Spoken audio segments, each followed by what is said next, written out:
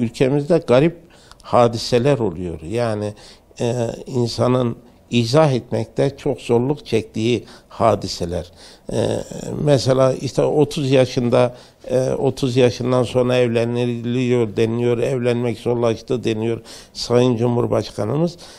Fakat 30 yaşından önce evlenenler de şu anda hapiste. Yani 18 yaşından küçük kızlarla evlenildi diye.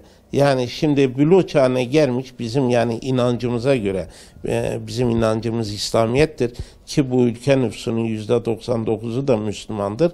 Bu inanca göre buluğ çağına gelen bir kız çocuğu evlendirilebilir veya erkek çocuğu evlendirilebilir. Fakat bu Avrupa'dan alınan kanunlar çerçevesinde işte yaşı 18 yaşından küçük kızla evlenildi diye nitelikli cinsel taciz suçlamasıyla şu anda 4000'e yakın insan, genç, yani ki bunların içerisinde çocuklar olan da var.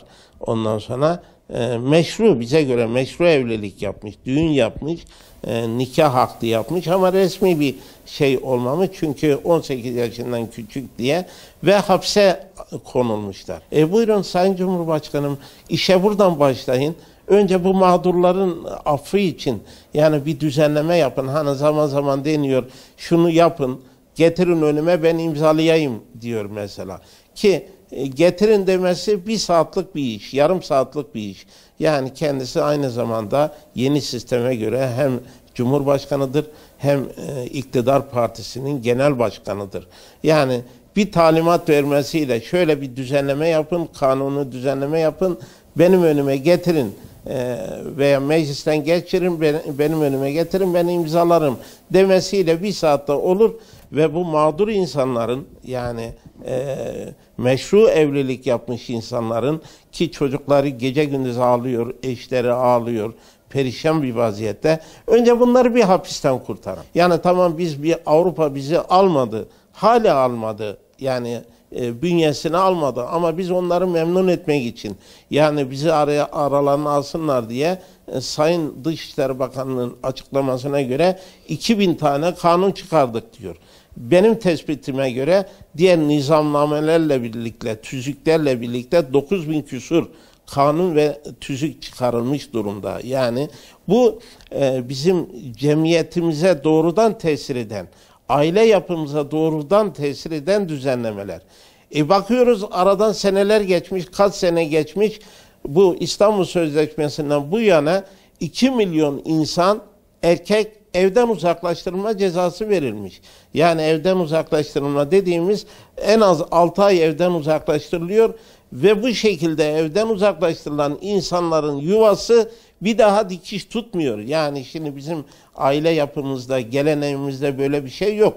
Yani karı koca arasında evet sıkıntı olabilir, tartışma olabilir ama bunlar ya karı koca kendi aralarında halleder ya büyükler, analar, babalar, akrabanın büyükleri devreye girer. Bu iş böyle sulh olurdu. Yani şimdiye kadar geleneğimizde bu vardı. Yani karakola gidip insanı evden uzaklaştırmak veyahut işte tokat attı diye bir fiske bile vursa öte git dese bu suç sayılıyor. Geçen gün gazetede manşete atmıştı. Bir tane doçent işte dupleks dairesi var. Karısıyla ayrılmış. Karısı üstte oturuyor 2 tane kız çocuğuyla.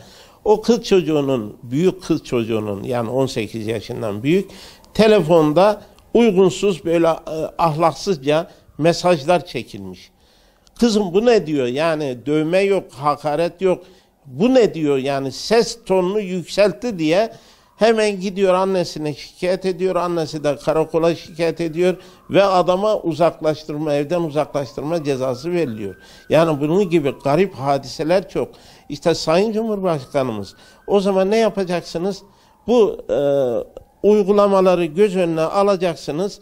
Çıkarılan kanunları göz önüne alacaksanız bizim bünyemize uymayan ve bizi artık kanser haline, cemiyetimizi kanser hastalığı gibi işten çürüten bütün bu düzenlemeleri ayıklayacaksınız. Tekrar ortadan kaldırın yani bir talimata bakar yani. O zaman Gençlerimizin evlenmesinin önündeki engeller nasıl kaldırılır, nasıl yardımcı olunur, bunlar hepsi oturulur, konuşulur. Ama temelde şu var, bizim ahlak yapımız, aile yapımız çökertiliyor.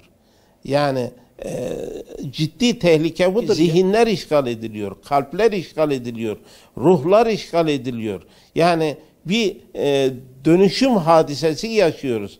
Ya bu dönüşüm hadisesi devamlı bizim zararımıza gelişiyor.